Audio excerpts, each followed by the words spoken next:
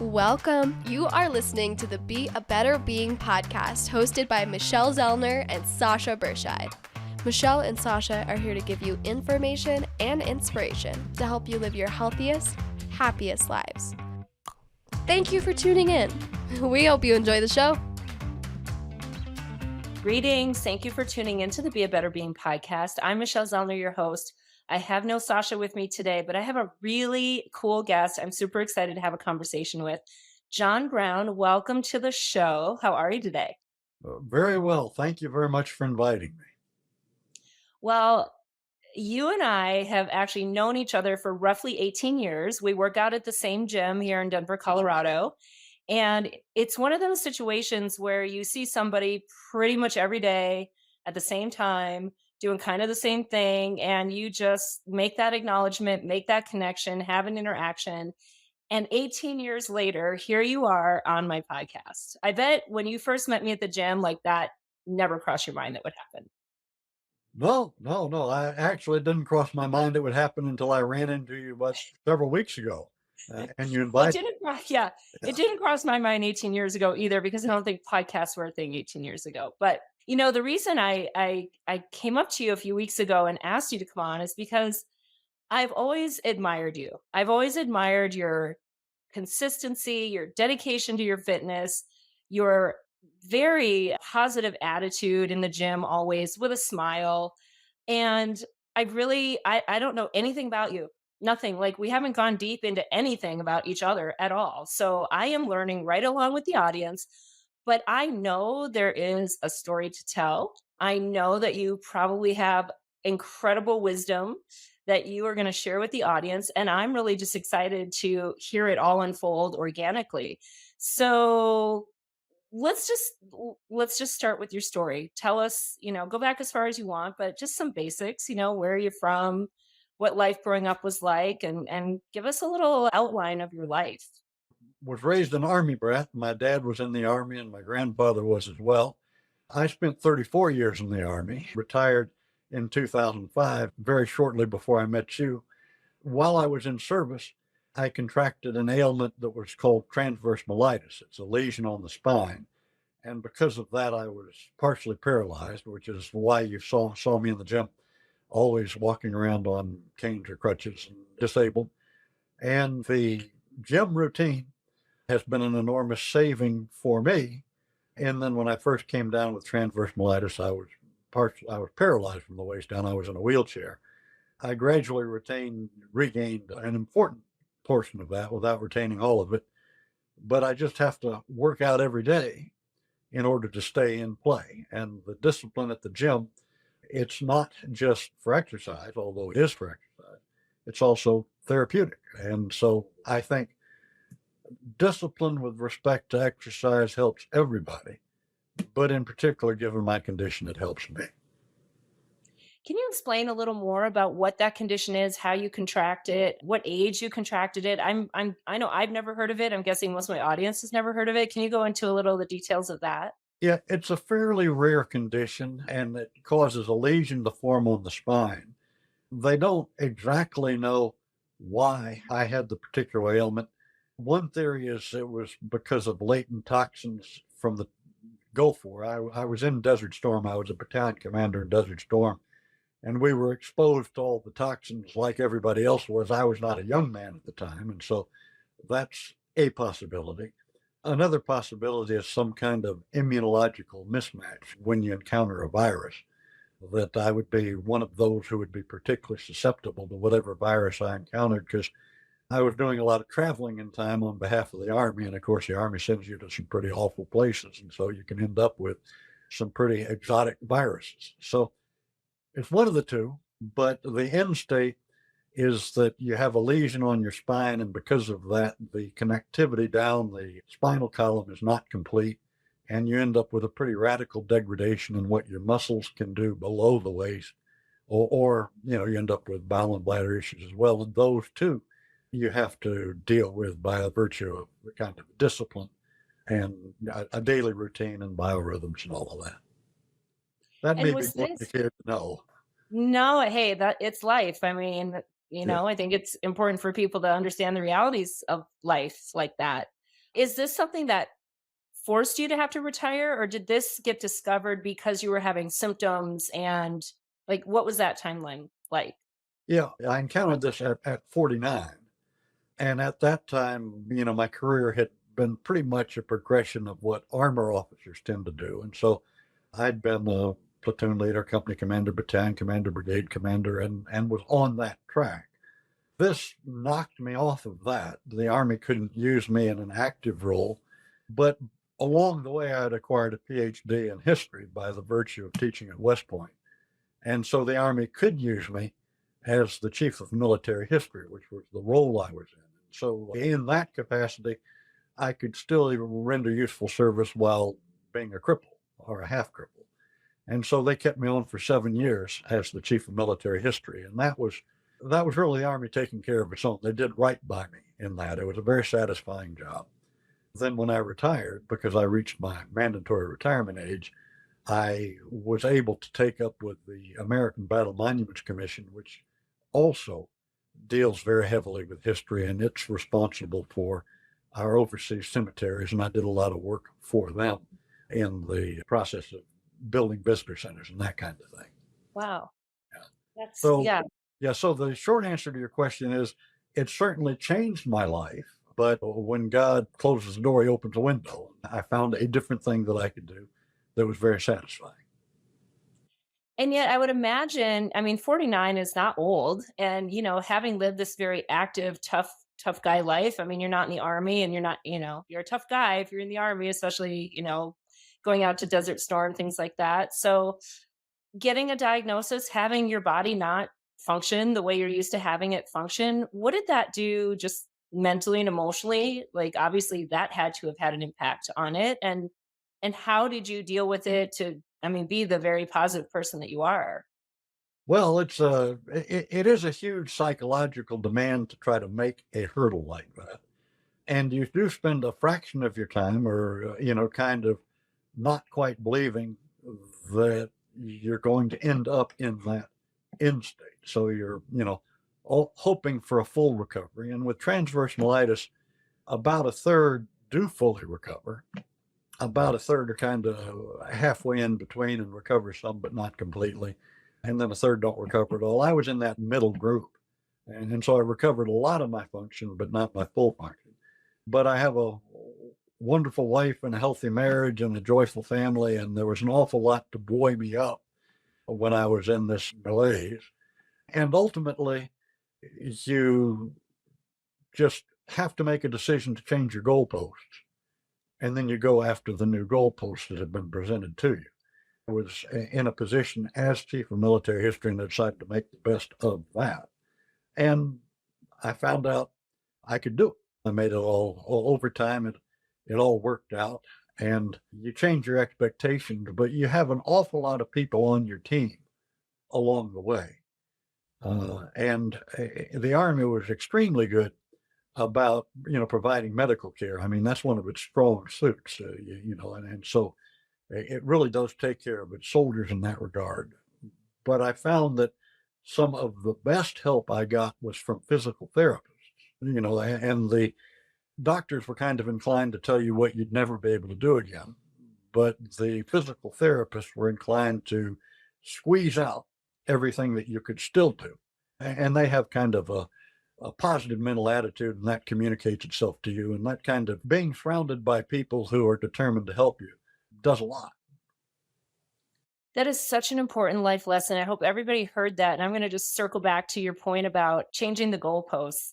I think so often when something doesn't work out the way we wanted it to or we thought it was going to, it's very normal to spend a lot of time focusing on that, on why that's not fair, why, life is never going to be good because this isn't working out the way I wanted it or the way I thought.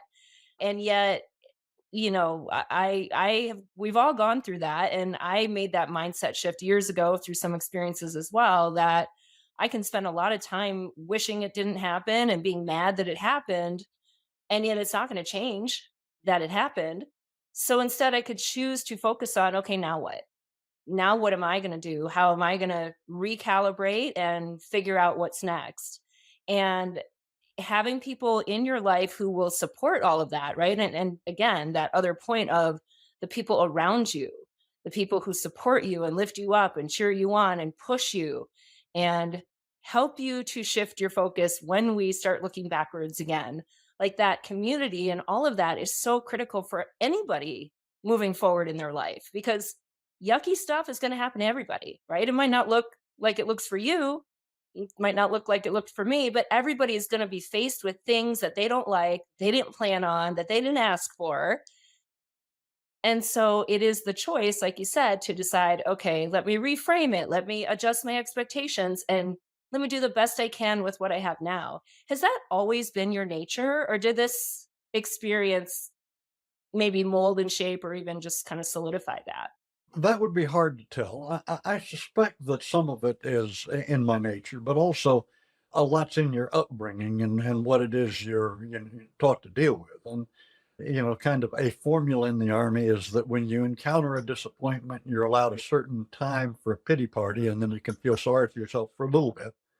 But then you got to get on with it. Your comrades will encourage you in that too. And so you'll have a period where you're grieving over whatever it is that you've lost, but then you've got to accentuate the positive and figure out what you're going to do next and how you're going to move forward. I think that service culture lends itself to that kind of, mentality of getting over adversity because, in military service, you so often do encounter physical adversity, injuries and wounds and that kind of thing. And you have this whole organization that kind of has a mindset of assisting you in overcoming those traumas. Do you think, I know, like currently, right, in our culture and society today, maybe for the last, I don't know, handful of years, there's been much more of a focus on mental health and certainly mental health with our service members. Do you feel like that was something that was talked about back when you were active and even, going through your teaching career at West Point? Or is that something that was lacking, the tough mentality, right? We don't talk about feelings and emotions and all that hard stuff. So we just got to like buck up, buttercup, and get on with it, as you say. How do you see that, having, like been through the many phases of it? Yeah. I think that over time we've become increasingly aware of the pervasiveness of mental issues and mental illness. And in recognizing that, we're far more prone, I think, to give them a balanced and nuanced treatment now than before. And I think COVID brought that out to the broader American public even more forthrightly. Within my military experience, when I first came in, it was the immediate aftermath of the Vietnam War. And at that time, it really was that macho culture describing that don't admit to weakness, don't admit to frailty. If you go and you see someone for mental hygiene purposes, you're going to be marked. Over time, we became less and less satisfied with that approach and recognized the damage that was being done. And then when we got into the recurrent deployments in the 1990s, and then the almost back to back deployments in Afghanistan and Iraq, it really became apparent that that was a dysfunctional approach. And rather than having a referral to mental hygiene be something that the soldier did, it became something that the command required. And so every soldier coming back from Afghanistan on every tour had a certain period of time that he was spent in the presence of a mental hygienist who sorted through him. And folks who were going into, the elite units like the Ranger battalions didn't qualify once and then, not get looked at again. Every time they came up for a new assignment, they got assessed again. And so the idea was this kind of continuous attention to your mental health because of this recurrent strain. And the Army can be a metaphor for society at large because the pressures are different, but every single person who's making their way through contemporary culture in the United States is encountering stresses and strains and frustrations and polarization. I mean, there's all kinds of different things that you can set you back. the use of mental health resources should be encouraged. Absolutely. I'm really happy to hear that the service is doing that. And to anybody who's not in the service, like you said, we're all still encountering modern day stressors. We don't have an organization in place that is requiring us to go get mental health evaluations, Yeah. right? And It- so it is incumbent upon the individual to say, oh, maybe I should be proactive with my mental hygiene like I am with my oral hygiene. Maybe I should brush my teeth a couple times a day, floss, use my water pick, and go see my dentist twice a year. Mhm. Well, what about my mental hygiene? Oh, maybe I should sit quietly with mindfulness and meditation and journal my thoughts and talk to somebody when I have issues or problems that I'm not quite sure what to do. And maybe go see a therapist. Sure. Yeah, absolutely. And in particular, when you encounter trauma. And that's what grief counselors are all about. You see those used increasingly in school settings. Like if you have some kind of trauma in school, like a school shooting, you have this immediate effort to try to get grief counselors out there and into the mix. And the younger the kids, the less likely they are to be put off by that kind of attention. Yeah. But it shouldn't take a school shooting to inspire a recognition that mental health services are worthwhile. Right. I think it's like so many other things that we here in the West do. We're very reactive. We try to put a band aid on it once the problem has exposed itself instead of being proactive to either maybe avoid some issues altogether or to give us the tools and the skills so that if and when something shows up, we are better equipped to handle it and deal with it and face it and go through the process of it. And I think, with all the heightened attention to mental health, which I think also is the result of COVID, I just did a session on site today and I told them I wish I had started keeping track right when COVID started of how many mental health, stress management, building resilience, avoiding burnout sessions I've done since then. Mhm. And I'm really glad, I'm really grateful that people are figuring out we need this education and to learn how to develop these skills. And yet, why did it take COVID, something like that, to have to figure out that we need to learn these things? So, but it did. And so, good. Now we have these tools, and hopefully, we'll all continue to learn them. So, when the next thing that shows up that you are struggling because it's a challenge for you, you have some skills and tools to better navigate it. It doesn't mean it's not going to happen, or you're going to be, totally fine going through it. It's going to be hard, but you are more equipped to get through it relatively unscathed, right? With as little harm to you and to your human as possible. Mhm. But if we don't take the time to build these skills and learn these coping mechanisms and learn about the things that, can trigger each of us into some version of fight or flight, Mhm. then we're not going to do what we need to do when we're faced with it to come out okay. So, what are you now? 72, 3? I'm trying to do some You math here. flatter me. I'm almost 74. Okay. I mean, you look so good for your age, Well, thank you so much. John. I mean, you have seen the generational differences, right? And you have grandkids that are in that Gen Z cohort, I would imagine, right? You Yeah. probably have some millennials in your life. I'm Gen X. There's baby, right? Mhm. You're the baby boomer. So you have seen some major generational differences. What are, just from that perspective, what are some things that you really think like this is good? And what are some things you're like, I'm not sure how that's going to work out? Yeah. Yeah.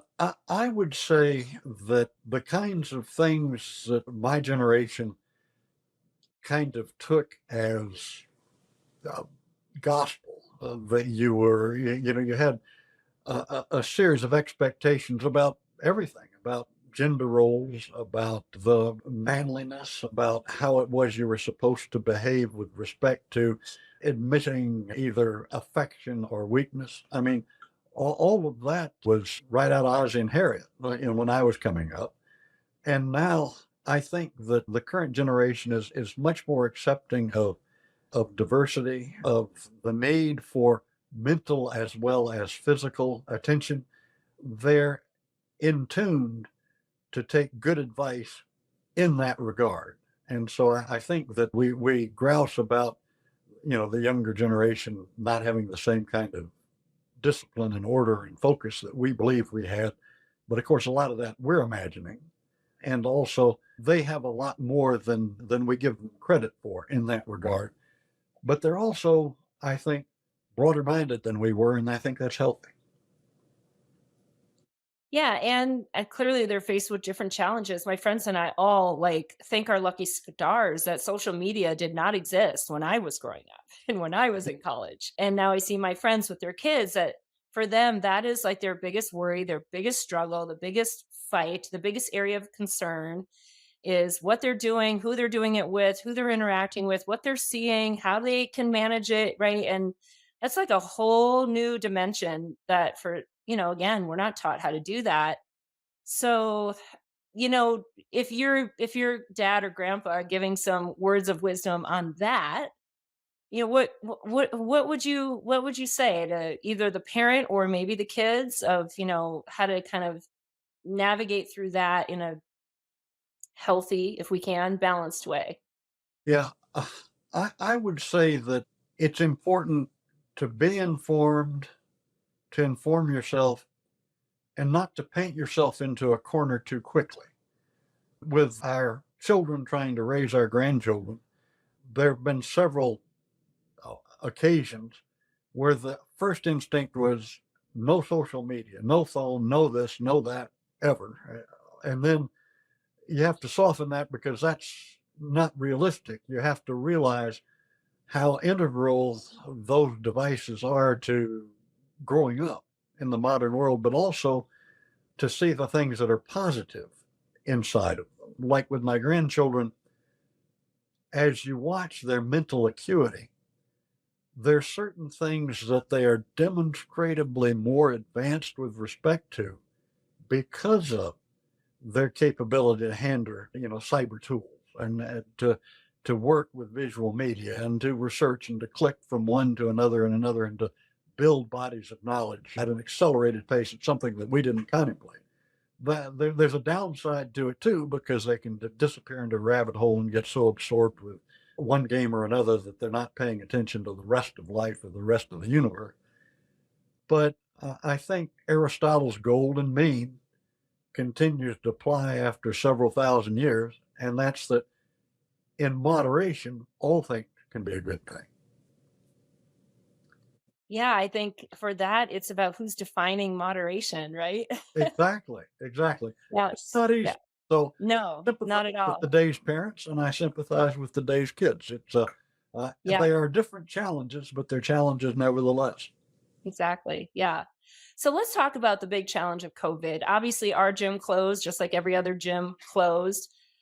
Given how important for all of your aspects of health your physical activity is, how did you pivot? What did you do? How did you manage during that shutdown period? Well, my wife set up a small gym in the basement for me, and that enabled me to do the upper body things and to do a modest amount of exercise. It wasn't quite as good as what you could get in the gym, but it was pretty good. And then we spent an awful lot of time going on walks, which is something I can do. It's not as good for me as swimming is because I can't quite move fast enough to get my aerobics up, but it was worthy exercise. And so my wife got me through all of that. And that's, again, why people who have a supportive partner are so much likely to live longer. I got back to swimming almost as quickly as the gym opened because the swimming was an activity that was relatively unencumbered by COVID. I mean, they wanted everybody to stay in their own lane and they wanted you to wear a mask until you got into the lane. But once you were in the pool, it was just like normal. Yeah. And so I was able to return to swimming within a couple of months of the big lockdowns. Wasn't able to safely get back out on the floor where, everybody was mingling, maybe for as much as a year. But we did get through it. And my exercise routine was probably a 75% solution. And I think I'm back at 100% now. Well, 75% is amazing. I tell you, John, so many people came to me and were like, well, I just couldn't work out anymore because my gym closed. And I'm like, that is so weird because my gym closed too. And I still worked out. Oh, yeah. Right. Yeah. Yeah. Yeah. So what happens, of course, is when the way we want to do it is not an option, we decide, oh, well, I guess I can't do it. But for someone like you and me, who it's part of life, it is not an option to not do it. You figure it out and you do the best you can with the real situation that you have. Did you notice anything? I mean, now, that it is being done at home versus in the gym, getting that social interaction and seeing people as, you go to the gym. Did that have any kind of like negative impact on your mental and emotional state, or were you just so grateful to just get to do what you need to do that that didn't really even get affected? Well, you did get a bit of cabin fever, but we, between my daughter's here with her family and my wife, of course, as well, and so you had a pod there that you were able to, you know, socialize with almost all the way through. And then you figured out the parameters of social distancing and all of the rest of that. And again, you had to work at it, but we worked at retaining a social frame of reference, and we did, and so it was not anywhere near as fluid as what we have seen restored here lately, in that it's like it was before COVID, essentially. But it was okay. It was passable. We did have friends and companionship, and of course, this is also the time that Zoom meetings and Skype took off. I mean, there's a reason why those media entrees became such a pervasive part of everybody's life, is because you could see folks face to face like we're doing right now, even though you were hermetically sealed from them. Yeah. Yeah. Well, I mean, I love hearing that you still live life, in the way that you could to get to feed your needs and fill your soul with human interaction, with movement, with all the things that are necessary for a human to thrive, because so many people didn't do that. They didn't know what to do because life had changed and literally they collapsed, they shut down. They had no idea what to do, and we have seen and we will continue to see the repercussions of that. When you can't let a human live the way it's supposed to live, or you don't give it what it needs so it can thrive, eventually not only is it not going to thrive, but we're going to have some things that we're going to have to address, and we are seeing that a lot, right? So now that you're back in the gym, like life is somewhat back to normal, I would say. I know you just had family here and had some extended time with them, because I know for me sometimes you don't realize how positive of an impact something is until you no longer do it, and then you go back and do it. So now that you're kind of back in the gym and back doing pre-COVID stuff, have you noticed any of that kind of shift going on?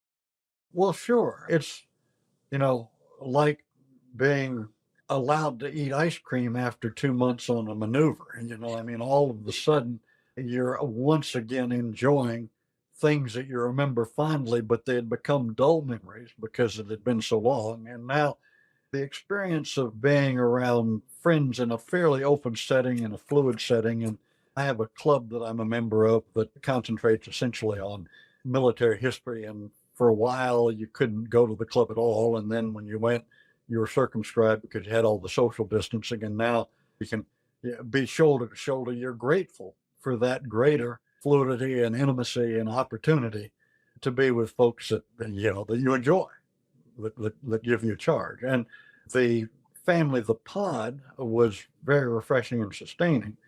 But the more friends you have in your universe, the better you feel about it.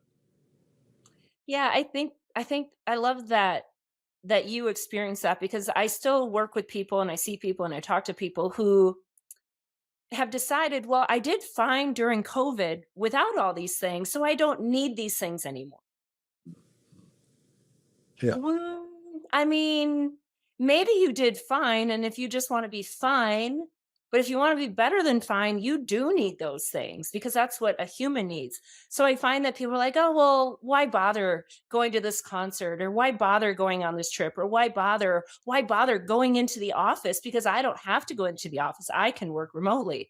Well, because your human still wants you to have human interaction. Your human still wants to have a change of scenery and a change of external stimulation.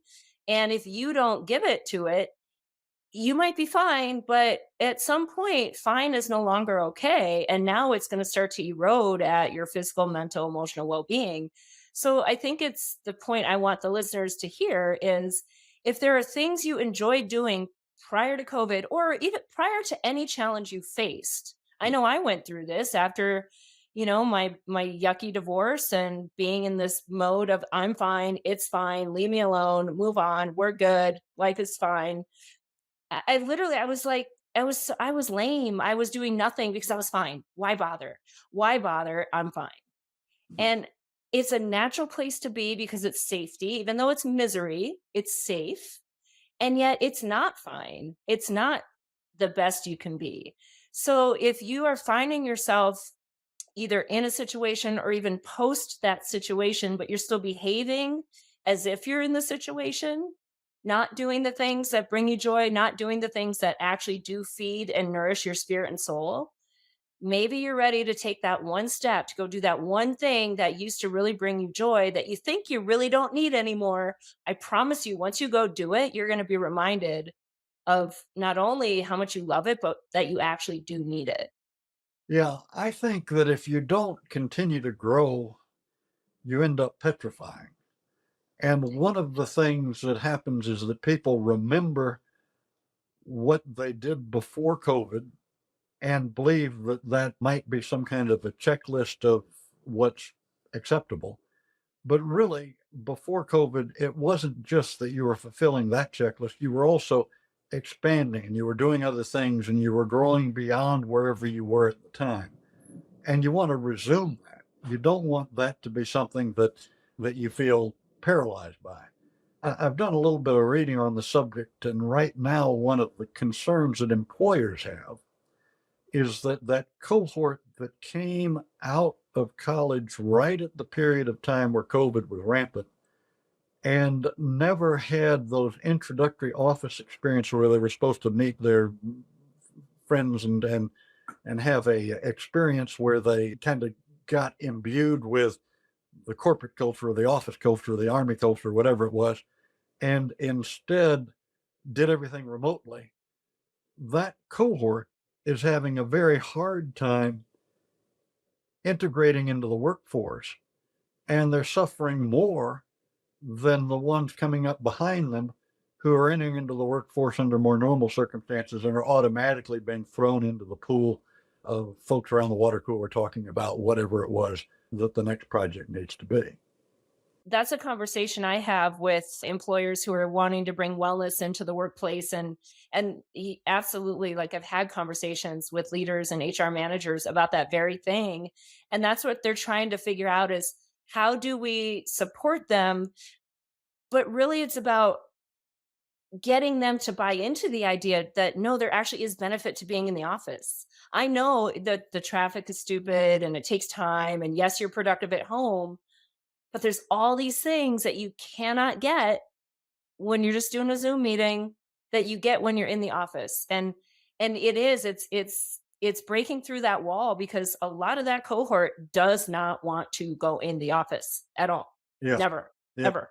yeah, yeah, Because they don't think they need to, yeah, right? So, I just try to remind people that a human is a human no matter what it is. It's a human and it needs certain things.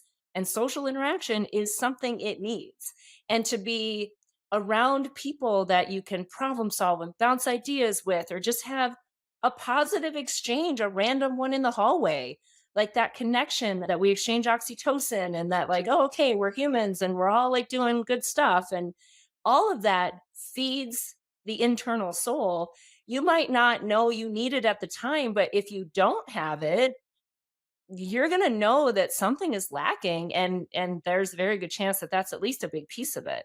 yeah. And also, you can end up being anxious or even afraid of that kind of interaction, or Yeah. just because you've been removed from it for so long that somewhere in your subconscious, you're not only saying, I don't need this, you're saying, I might not do well in that environment. Yeah. I might look silly. I might say something stupid. People might not laugh at my joke or whatever it is.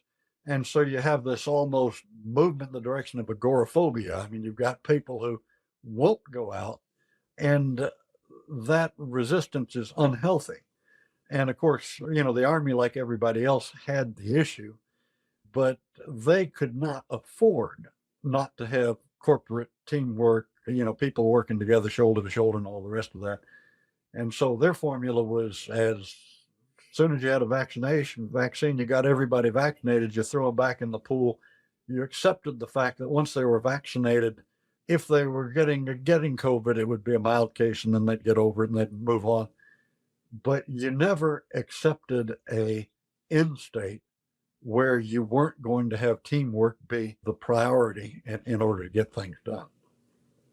Yeah, I think circling back to like our, interaction at the gym, where I live, we have a really nice fitness center. I also belong to multiple chains. And people are like, why do you belong to a gym? You have a nice fitness center here. Why do you belong to all these different chains?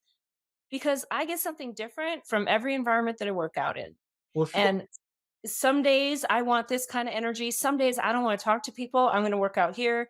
Some days I hope I see John at the gym because I know I'm going to get a smile and a kind reception from him. And I feel like I need that today. Right. And maybe I don't see you, but I see a different familiar face. Right.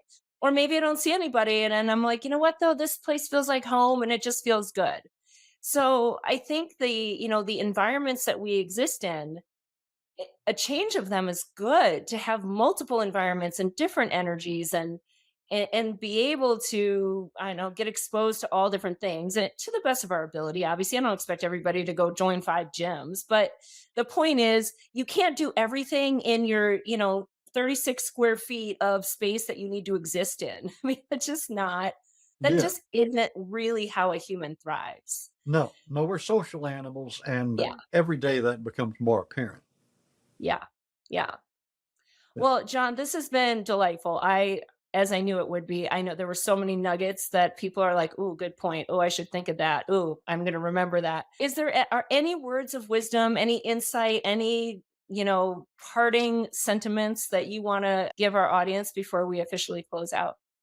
Well, I want to thank you for involving me in this conversation. I think that you're spot on in encouraging folks to seek this kind of wellness. And if they need help, get help. Don't feel ashamed about it. But also, you inevitably are going to need human companionship and the assistance of others, and that will move you forward in the world. And so, Michelle, I applaud all you're doing to bring these truths and make them more apparent to all of us, our viewers.